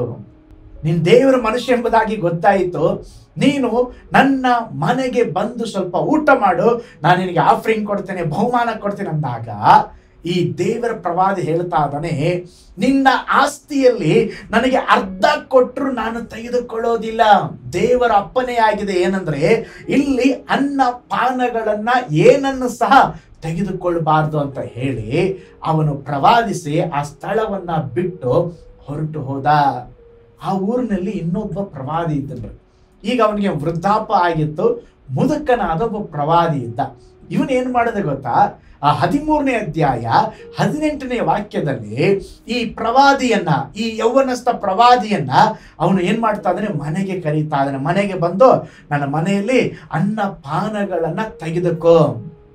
ಸೇಮ್ ವಿಷಯವನ್ನೇ ಈ ಯೌವನಸ್ಥ ಪ್ರವಾದಿ ಹೇಳ್ತಾ ಇದ್ದಾನೆ. ಏನಂತ ಹೇಳಿದ್ರೆ, ಇಲ್ಲ ಇಲ್ಲ, ಇಲ್ಲಿ ಅನ್ನ ಪಾನಗಳನ್ನ ದೇವರು ತೆಗೆದುಕೊಳ್ಬೇಡ ಎಂಬುದಾಗಿ ಹೇಳಿದ್ದಾರೆ. ಈ ವೃದ್ಧಾಪದ ಈ ಪ್ರವಾದಿ, ಮುದುಕನಾದ ಪ್ರವಾದಿ ಏನು ಮಾಡದೆ ಗೊತ್ತಾ, ಸುಳ್ಳು ಹೇಳ್ತಾ ಇದ್ದಾನೆ. 18ನೇ ವಾಕ್ಯ ಗಮನಿಸ್ರಿ, 13ನೇ ಅಧ್ಯಾಯ 18ನೇ ವಾಕ್ಯ. ಆಗ ಮುದುಕನು, ನಾನು ನಿನ್ನಂತೆ ಪ್ರವಾದಿಯಾಗಿದ್ದೇನೆ, ಒಬ್ಬ ದೇವದೂತನು ನನಗೆ ಕಾಣಿಸಿಕೊಂಡು ನಿನ್ನನ್ನು ಕರ್ಕೊಂಡು ಬರಬೇಕೆಂದು, ನಿನ್ನ ಅನ್ನಪಾನಗಳನ್ನು ಕೊಡಬೇಕೆಂದು ಯೆಹೋವನ ಹೆಸರಿನಲ್ಲಿ ಆಜ್ಞಾಪಿಸಿದ್ದಾನೆ ಎಂದು ಹೇಳಿದನು. ಆದರೆ ಈ ಮಾತು ಸುಳ್ಳು. ಅವನು ಹೇಳ್ತಾ ಇದ್ದಾನೆ, ದೇವದೂತ ಬಂದ, ನನಗೆ ಹೇಳ್ದ, ನಿನ್ನ ಕರ್ಕೊಂಡು ಬಂದು ಊಟ ಕೊಡಬೇಕು. ಆಲ್ರೆಡಿ ದೇವ್ರು ಅವನಿಗೆ ಹೇಳಿದ್ದಾರೆ, ಏನು, ನೀನಲ್ಲಿ ಅನ್ನಪಾನ ತೆಗೆದುಕೊಳ್ಬಾರ್ದು, ಏನು ತೆಗೆದುಕೊಳ್ಬಾರ್ದು. ಇವನೇನ್ ಮಾಡ್ದ ಅಂತ ಹೇಳಿದ್ರೆ, ಆ ವಯಸ್ಸಾದ ಪ್ರವಾದಿ ಏನು ಹೇಳಿದ್ನೋ ಅದನ್ನ ಪರಿಶೋಧನೆ ಮಾಡದೆ, ಪರೀಕ್ಷೆ ಮಾಡದೆ, ಅವನು ಹೇಳಿದ ಸುಳ್ಳನ್ನ ನಂಬಿ ಅವನ ಮನೆಗೆ ಊಟಕ್ಕೆ ಹೋಗ್ಬಿಟ್ಟು, ಊಟಕ್ಕೆ ಹೋದ್ಮೇಲೆ ಅಲ್ಲಿ ಊಟ ಮಾಡ್ತಾ ಇದ್ದಾನೆ. ಕೆಲವು ಸಾರಿ ದೇವರ ಕಾರ್ಯ ನಮ್ಗೆ ಅರ್ಥನೇ ಆಗೋದಿಲ್ಲ. ಈ ಸುಳ್ಳು ಹೇಳಿದ ಈ ಮುದುಕ ಇದ್ದ ನೋಡ್ರಿ, ಈ ಮುದುಕ ಪ್ರವಾದಿ ಅಂತ ಇದ್ನಲ್ವ ಅವನ ಮೂಲಕ ದೇವರು ಮಾತಾಡ್ತಾ ಇದ್ದಾರೆ. ಯಾರಿಗೆ? ಈ ಯೌವನಸ್ಥನಿಗೆ. ಏನಂತ ಹೇಳಿ ಆ ವಾಕ್ಯವನ್ನು ಓದಿಕೊಳ್ಳೋಣ. 13ನೇ ಅಧ್ಯಾಯ 21ನೇ ವಾಕ್ಯ, 1 ಅರಸಗಳು 13:21. ನಿನ್ನ ದೇವರಾದ ಯೆಹೋವನು ನಿನಗೆ ಈ ಸ್ಥಳದಲ್ಲಿ ಅನ್ನ ಪಾನಗಳನ್ನ ತೆಗೆದುಕೊಳ್ಳಬಾರದೆಂದು ಆಜ್ಞಾಪಿಸಿದರು. ನೀನು ಆತನ ಆಜ್ಞೆಯನ್ನ ಮೀರಿ ಅವಿಧೇಯನಾಗಿ ಅನ್ನ ಪಾನಗಳನ್ನ ತೆಗೆದುಕೊಳ್ಳುವುದಕ್ಕೋಸ್ಕರ ಹಿಂತಿರುಗಿ ಬಂದದ್ದರಿಂದ ನಿನ್ನ ಶವವು ನಿನ್ನ ಕುಟುಂಬ ಸ್ಮಶಾನ ಭೂಮಿಯನ್ನ ಸೇರುವುದೇ ಇಲ್ಲವೆಂದು ಯೆಹೋವನು ಹೇಳುತ್ತಾನೆ ಅಂದನು. 23ನೇ ವಾಕ್ಯ, ಅನ್ನ ಪಾನಗಳನ್ನ ತೆಗೆದುಕೊಂಡ ನಂತರ ಅವನು ತಾನು ಕರೆತಂದ ಪ್ರವಾದಿಗೋಸ್ಕರ ಕತ್ತೆಗೆ ತಡಿ ಹಾಕಿಸಿದನು. 24ನೇ ವಾಕ್ಯ, ದೇವರ ಮನುಷ್ಯನು ಸ್ವಲ್ಪ ದೂರ ಹೋದ ನಂತರ ಒಂದು ಸಿಂಹವು ಅವನಿಗೆ ಎದುರಾಗಿ ಬಂದು ಅವನನ್ನ ಕೊಂದು ಹಾಕಿತು. ನೋಡ್ರಿ ಎಷ್ಟು ವಿಪರ್ಯಾಸ. ಆ ಊರಿನಲ್ಲಿದ್ದ ಮುದುಕನಾದ ಪ್ರವಾದಿ ಸುಳ್ಳು ಹೇಳಿದ. ಆ ಸುಳ್ಳನ್ನ ಇವನ ಹಾಗೆ ನಂಬಿಕೊಂಡ. ಪ್ರೀತಿ ಉಳ್ಳ ದೇವಜನರೇ, ನಮ್ಮ ಜೀವನದಲ್ಲಿ ಪ್ರವಾದಿಗಳು ಬಂದು ಪ್ರವಾದಿಸಬಹುದು, ಅದನ್ನ ಹಾಗೇ ನಾವು ತೆಗೆದುಕೊಳ್ಳಬಾರದು. ಪರಿಶೋಧಿಸಬೇಕು, ಪರೀಕ್ಷಿಸಬೇಕು. ಇದು ದೇವರಿಂದ ಬಂದಿದೆಯಾ? ಕೆಲವು ಸಾರಿ ಮಾನುಷಿಕವಾಗಿ ಅವರು ಮಾತನಾಡ್ತಾರೆ, ಕೆಲವು ಸಾರಿ ಅವರು ಮಾನುಷಿಕವಾಗಿ ಸಂಗತಿಗಳನ್ನ ಹೇಳುತ್ತಾರೆ. ನಾವೇನ್ ಮಾಡ್ಬೇಕು? ಪರಿಶೋಧಿಸಬೇಕು. ಈ ಯೌವನಸ್ಥ ಪ್ರವಾದಿ ಅಥವಾ ದೇವ ಮನುಷ್ಯನಾದ ಪ್ರವಾದಿ ಅವನು ಪರೀಕ್ಷಿಸಲಿಲ್ಲ, ಪರಿಶೋಧನೆ ಮಾಡಲಿಲ್ಲ. ಇಲ್ಲ, ನನಗೆ ದೇವರು ಹೇಳಿದ್ದಾರೆ, ತಿರುಗಿ ನಿನ್ನ ಮೂಲಕ ಹೇಳ್ಬೇಕಾದ ಅವಶ್ಯಕತೆ ಇಲ್ಲ, ನನಗೆ ದೇವರೇ ಹೇಳಿ ಆಗ ನಿನ್ನ ಮನೆಗೆ ಬಂದು ಊಟ ಮಾಡ್ತೀನಿ ಅಂತ ಹೇಳಿದ್ರೆ ಅವನ ಜೀವ ಕಾಪಾಡಲ್ಪಡ್ತಾ ಇತ್ತು. ಅವನು ಬ್ಲೈಂಡ್ ಆಗಿ ಅವನನ್ನ ನಂಬಿದ. ಪ್ರೀತಿ ಉಳ್ಳ ದೇವ ಜನರೇ, ಈ ದಿನಗಳಲ್ಲಿ ನಾವೇನ್ ಮಾಡ್ಬೇಕಂತ ಹೇಳಿದ್ರೆ ಪ್ರವಾದನೆಗಳನ್ನ ಹೀನೈಸಬೇಡ್ರಿ, ಆದರೆ ಎಲ್ಲವನ್ನ ಪರಿಶೋಧಿಸ್ರಿ, ಒಳ್ಳೆಯದನ್ನ ಭದ್ರವಾಗಿ ಹಿಡಿದುಕೊಳ್ಳ್ರಿ. ಪಾಸ್ಟರ್, ಈ ಕಡೆಯ ದಿನಗಳಲ್ಲಿ ಯಾರ್ಯಾರು ಏನೇನೋ ಹೇಳ್ತಾರೆ, ದೇವರ ವಾಕ್ಯಕ್ಕೆ ಸರಿ ಇದೆಯಾ? ನಾನು ಯಾವಾಗಲೂ ಹೇಳ್ತಾನೆ, ದೇವರ ವಾಕ್ಯಕ್ಕೆ ವಿರುದ್ಧವಾದದ್ದನ್ನ ಯಾರು ಹೇಳಿದ್ರು ಒಪ್ಪಿಕೊಳ್ಳಬೇಡ್ರಿ. ನಾನೇ ಹೇಳಿದ್ರು ನೀವು ಒಪ್ಪಿಕೊಳ್ಳಬೇಡ್ರಿ. ದೇವರ ವಾಕ್ಯಕ್ಕೆ ಅದು ಸರಿಯಾಗಿರಬೇಕು. ಅದಕ್ಕೆ ತದ್ವಿರುದ್ಧವಾದ ಕಾರ್ಯಗಳನ್ನ ಸ್ತೋತ್ರ ನಾವೇನ್ ಮಾಡ್ಬೇಕಂತ ಹೇಳಿದ್ರೆ, ಪ್ರತಿಯೊಂದು ಕಾರ್ಯಗಳನ್ನ ಪರಿಶೋಧಿಸಿ ಒಳ್ಳೆಯದನ್ನ ಭದ್ರವಾಗಿ ಹಿಡಿದುಕೊಳ್ಳಬೇಕು. ಏಳನೇದಾಗಿ ಅಲ್ಲಿ ಅಪೊಸ್ತಲ ಪೌಲನ ವಾಕ್ಯ ಭಾಗದಲ್ಲಿ ಹೇಳುತ್ತಾ ಇದ್ದಾನೆ, ಏಳನೇದಾಗಿ ಸಕಲ ವಿಧವಾದ ಕೆಟ್ಟತನಕ್ಕೆ ದೂರವಾಗಿರಿ. ಒಂದು, ಯಾವಾಗಲೂ ಕರ್ತನಲ್ಲಿ ಸಂತೋಷ ಪಡಬೇಕು. ಎರಡನೇ ಬಿಡದೆ ಪ್ರಾರ್ಥನೆ ಮಾಡಬೇಕು. 3, ಎಲ್ಲದರಲ್ಲಿ ಕೃತಜ್ಞತಾ ಸ್ತುತಿ ಮಾಡಬೇಕು. 4, ಪವಿತ್ರಾತ್ಮನನ್ನ ನಂದಿಸಬಾರದು. 5, ಪ್ರವಾದನೆಗಳನ್ನ ಹೀನೈಸಬಾರದು. 6, ಒಳ್ಳೆಯದನ್ನ ಭದ್ರವಾಗಿ ಹಿಡಿದುಕೊಳ್ಳಬೇಕು, ಎಲ್ಲವನ್ನ ಪರಿಶೋಧಿಸಿ. 7, ಸಕಲ ವಿಧವಾದ ಕೆಟ್ಟತನಕ್ಕೆ ದೂರವಾಗಿರಿ. ದೇವ ಮಕ್ಕಳು ಎಲ್ಲ ವಿಧವಾದ ಕೆಟ್ಟತನದಿಂದ ದೂರವಿರಬೇಕು. ಕೆಟ್ಟತನಕ್ಕೆ ಹೇಸಿಕೊಳ್ಳಬೇಕು. ಕೆಟ್ಟತನವನ್ನ ಬಿಡಬೇಕು. ಫಿಲಿಪ್ಪಿ ಪತ್ರಿಕೆ 4ನೇ ಅಧ್ಯಾಯ 8ನೇ ವಾಕ್ಯ ನೋಡ್ತೇವೆ. ಮಾನ್ಯವು, ನ್ಯಾಯವು, ಶುದ್ಧವು, ಪ್ರೀತಿಕರವು, ಮನೋಹರವು ಆಗಿದೆಯೋ, ಯಾವುದು ಸದ್ಗುಣವಾಗಿದೆಯೋ, ಯಾವುದು ಕೀರ್ತಿಗೆ ಯೋಗ್ಯವು, ಅವೆಲ್ಲವುಗಳನ್ನ ಲಕ್ಷ್ಯಕ್ಕೆ ತಂದುಕೊಳ್ಳ್ರಿ. 2 ತಿಮೋಥೆ 3ನೇ ಅಧ್ಯಾಯ 1ರಿಂದ 5ನೇ ವಾಕ್ಯವನ್ನ ನೋಡ್ರಿ. ಕಡೇ ದಿನಗಳಲ್ಲಿ ಕಠಿಣ ಕಾಲಗಳು ಬರುವವೆಂಬುದನ್ನ ತಿಳಿದುಕೋ. ಮನುಷ್ಯರು ಸ್ವಾರ್ಥ ಚಿಂತಕರು, ಹಣದಾಸೆಯವರು, ಬಡಾಯಿ ಕೊಚ್ಚುವವರು, ಅಹಂಕಾರಿಗಳು, ದೂಷಕರು, ತಂದೆ ತಾಯಿಗಳಿಗೆ ಅವಿಧೇಯರು, ಉಪಕಾರ ನೆನೆಸದವರು, ದೇವ ಭಯವಿಲ್ಲದವರು, ಮಮತೆ ಇಲ್ಲದವರು, ಸಮಾಧಾನವಾಗದವರು, ಚಾಡಿ ಹೇಳುವವರು, ದಮೆ ಇಲ್ಲದವರು, ಉಗ್ರತೆ ಉಳ್ಳವರು, ಒಳ್ಳೆಯದನ್ನ ಪ್ರೀತಿಸದವರು. ಇನ್ನು ಎಷ್ಟೋ ಲಿಸ್ಟ್ ಅಲ್ಲಿ ಹೇಳಲ್ಪಟ್ಟಿದೆ. ಕಡೇ ದಿನ ಅಪೊಸ್ತಲ ಕಾಲದಲ್ಲಿ ಸ್ತೋತ್ರ 1ನೇ ಶತಮಾನದಲ್ಲಿ ಬರೆಯಲ್ಪಟ್ಟಂತ ಪತ್ರಿಕೆ. ಆಗಲೇ ಕಡೇ ದಿನ ಅಂತ ಹೇಳಿದ್ರೆ ಈಗ ಕಡೇ ಕ್ಷಣದಲ್ಲಿ ಇದ್ದೇವೆ. ಎಲ್ಲ ಕೆಟ್ಟ ಕಾರ್ಯಗಳು, ನ್ಯೂಸ್ ನೋಡಿದ್ರೆ ಕೆಟ್ಟ ಸಂಗತಿಗಳು, ವಾರ್ತಾ ಪತ್ರಿಕೆ ನೋಡಿದ್ರೆ ಕೆಟ್ಟ ಸುದ್ದಿಗಳು, ಎಲ್ಲ ಕೆಟ್ಟ ಸುದ್ದಿಗಳ ಮಧ್ಯದಲ್ಲಿ ನಾವೇನು ಮಾಡಬೇಕು? ಒಳ್ಳೆಯದನ್ನ ಹಿಡಿದುಕೊಳ್ಳಬೇಕು, ಕೆಟ್ಟದನ್ನ ಬಿಟ್ಟು ಬಿಡಬೇಕು. ಕೆಟ್ಟತನಕ್ಕೆ ನಮ್ಮ ಜೀವಿತದಲ್ಲಿ ಅನುಮತಿಸಬಾರದು. ಕೆಟ್ಟ ಕಾರ್ಯಗಳನ್ನ ನಮ್ಮ ಜೀವಿತದಲ್ಲಿ ಸ್ತೋತ್ರ ಮಾಡಬಾರದು. ಪ್ರೀತಿ ಉಳ್ಳ ದೇವ ಜನರೇ, ಕ್ರೈಸ್ತ ಜಯಭರಿತ ಜೀವನಕ್ಕೆ ಬೇಕಾದ 7 ಸಂಗತಿಗಳನ್ನ ನಿಮ್ಮೊಂದಿಗೆ ಹಂಚಿಕೊಂಡೆ. 1, ಯಾವಾಗಲೂ ಕರ್ತನಲ್ಲಿ ಸಂತೋಷ ಪಡ್ರಿ. 2, ಎಡಬಿಡದೆ ಪ್ರಾರ್ಥನೆ ಮಾಡ್ರಿ. 3, ಎಲ್ಲದರಲ್ಲಿ ಕೃತಜ್ಞತಾ ಸ್ತುತಿ ಮಾಡ್ರಿ.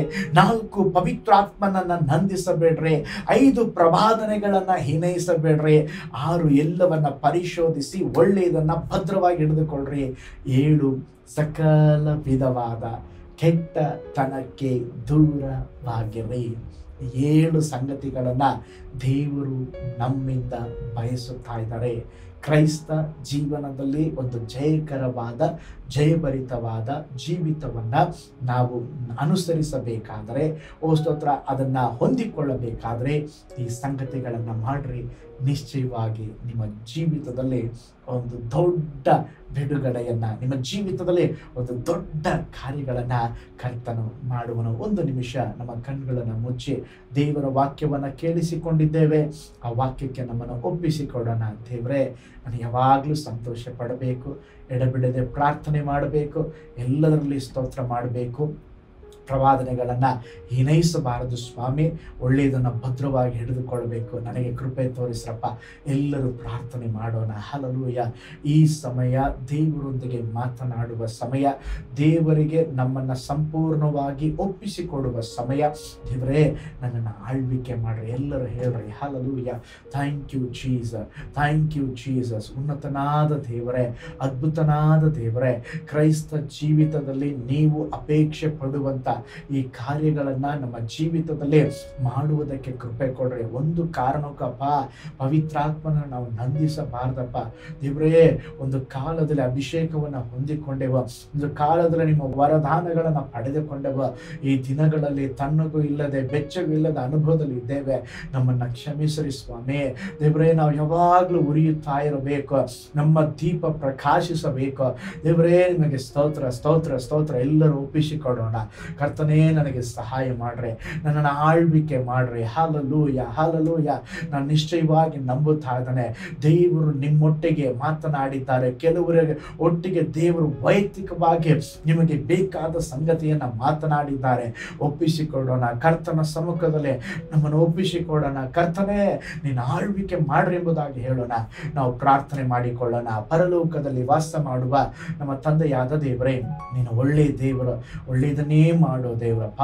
ಈ ದಿನ ನಾವು ಧ್ಯಾನಿಸಿದ ಹಾಗೆ ಅಪ್ಪ, ಈ ಥೆಸಲೋನಿಕೆ ಪತ್ರಿಕೆಯಿಂದ ದೇವರೇ ನಾವು ಧ್ಯಾನಿಸಿದ ಈ 7 ಕಾರ್ಯಗಳು ನಮ್ಮ ಜೀವನದ ಒಂದು ಶೈಲಿ ಆಗ್ಲಪ್ಪ. ಈ ಕಾರ್ಯಗಳನ್ನು ಅನುದಿನವೂ ನಾವು ಮಾಡಲಿಕ್ಕೆ ನಮಗೆ ಕೃಪೆ ಕೊಡಪ್ಪ. ಕರ್ತನೇ ಸ್ತೋತ್ರ. ನಿನ್ನ ವಾಕ್ಯವನ್ನು ಕೇಳಿಸಿಕೊಂಡ ಹಾಗೆ ಅದರ ಪ್ರಕಾರ ನಡೀಲಿಕ್ಕೆ ನಮಗೆ ಸಹಾಯ ಮಾಡ್ರೆ. ಏನೇ ಬಂದರೂ ಯಾವಾಗಲೂ ಸಂತೋಷ ಪಡಬೇಕಪ್ಪ. ನಾವು ಪ್ರಾರ್ಥನೆಯಲ್ಲಿ ಎಡಬಿಡದೆ ಪ್ರಾರ್ಥಿಸಬೇಕಪ್ಪ. ಎಲ್ಲದರಲ್ಲಿ ದೇವರೇ ನಾವು ನಿಮಗೆ ಸ್ತೋತ್ರ ಮಾಡಬೇಕಪ್ಪ. ಹಲ್ಲೆಲೂಯ. ಪವಿತ್ರಾತ್ಮನನ್ನು ನಂದಿಸಬಾರ್ದಪ್ಪ, ಪ್ರವಾದನೆಗಳನ್ನು ಹೀನೈಸಬಾರ್ದಪ್ಪ. ಒಳ್ಳೆಯದನ್ನು ಗಟ್ಟಿಯಾಗಿ ಹಿಡಿದುಕೊಳ್ಬೇಕಪ್ಪ. ಹಲ್ಲೆಲೂಯ.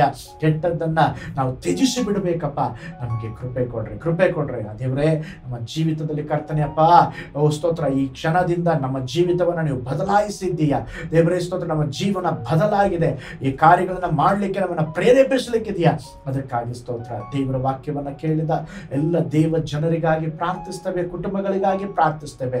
ಯೇಸುವಿನ ನಾಮದಲ್ಲಿ ನೀವು ಬ್ಲೆಸ್ ಮಾಡ್ರಿ. ಎಲ್ಲ ಕುಟುಂಬದ ಮೇಲೆ ಒಂದು ದೈವಿಕವಾದ ಆಶೀರ್ವಾದ ಇರಲಪ್ಪ. ಈ ವಾರವೆಲ್ಲ ಕಣ್ಮನಿ ಹಾಗೆ ಕಾಪಾಡ್ರಿ. ಅವರು ಮಾಡುವ ಕೈ ಪ್ರಯಾಸಗಳು ನೀವು ಬ್ಲೆಸ್ ಮಾಡ್ರಿ ಕರ್ತನೆ. ಎಲ್ಲರಿಗೂ ಒಳ್ಳೆ ಆರೋಗ್ಯವನ್ನು ಬಲವನ್ನು ಕೊಡ್ರಿ. ಯಾರಾದರೂ ಕರ್ತನೆ ವ್ಯಾಧಿಗ್ರಸ್ತರಾಗಿದ್ದರೆ ಈ ಕ್ಷಣವೇ ನಿನ್ನ ವಾಕ್ಯವನ್ನು ಕಳುಹಿಸಿ ಒಂದು ಬಿಡುಗಡೆಯನ್ನು ಕೊಡ್ರಪ್ಪ ದೇವರೇ. ಸ್ತೋತ್ರ. ನನಗಾಗಿ ಪ್ರೇಯರ್ ಮಾಡ್ರಿ ಪಾಸ್ಟರ್ ಅಂತ ಯಾರೆಲ್ಲ ಕೇಳ್ಕೊಂಡಿದ್ದಾರ ಅವರೆಲ್ಲರಿಗಾಗಿ ಒಬ್ಬೊಬ್ಬರಿಗಾಗಿ ಪ್ರಾರ್ಥಿಸ್ತಾನೆ. ಅವರ ಜೀವಿತದಲ್ಲಿ, ಕುಟುಂಬದಲ್ಲಿ ಯೇಸುವಿನ ನಾಮದಲ್ಲಿ ಅದ್ಭುತ ನಡೆಯಲಪ್ಪ. ತಡೆಗಳು ನೀಗಿ ಹೋಗ್ಲಿ ಸ್ವಾಮಿ. ಓ ಸ್ತೋತ್ರ. ನೀವು ದೊಡ್ಡ ಕಾರ್ಯ ಮಾಡ್ರಿ. ಹಲ್ಲೆಲೂಯ. ಈ ವಾರವೆಲ್ಲ ಕಣ್ಮನಿ ಹಾಗೆ ಕಾಪಾಡ್ರಿ. ನಿನ್ನ ಕರೆಗಳಲ್ಲಿ ಒಪ್ಪಿಸಿಕೊಡುತ್ತೇವೆ. ದೊಡ್ಡ ಕಾರ್ಯ ಮಾಡ್ರಿ. ಸ್ತುತಿ, ಘನ, ಮಾನ, ಮಹಿಮೆ ನಿಮಗೆ ಸಲ್ಲಿಸ್ತೇವೆ. ಯೇಸುವಿನ ಹೆಸರಿನಲ್ಲಿ ಪ್ರಾರ್ಥಿಸ್ತೇವೆ ನಮ್ಮ ಜೀವವುಳ್ಳ ತಂದೆಯೇ. ಒಟ್ಟಾಗಿ ಹೇಳೋಣ, ಆಮೆನ್. Price the lord. ಕರ್ತನು ನಿಮ್ಮನ್ನ, ನಿಮ್ಮ ಕುಟುಂಬಗಳನ್ನ ಧಾರಾಳವಾಗಿ ಆಶೀರ್ವಾದ ಮಾಡಲಿ. ನಿಮಗಾಗಿ, ನಿಮ್ಮ ಕುಟುಂಬಕ್ಕಾಗಿ ಪ್ರಾರ್ಥಿಸ್ತಾ ಇದ್ದಾನೆ. ಆತ್ಮಿಕವಾಗಿ ಬೆಳೆಯಿರಿ. ಇವತ್ತು ನಾವು ಕೇಳಿದ ವಾಕ್ಯ ಸಂದೇಶದ ಪ್ರಕಾರ ಈ 7 ಸಂಗತಿಗಳನ್ನು ಸದಾ ಕಾಲ ಮಾಡುತ್ತಾ ಇರಿ. ಯಾವಾಗಲೂ ಸಂತೋಷ ಪಡ್ರಿ, ಎಡಬಿಡದೆ ಪ್ರಾರ್ಥಿಸ್ರಿ, ಕೃತಜ್ಞತಾ ಸ್ತುತಿ ಮಾಡ್ರಿ.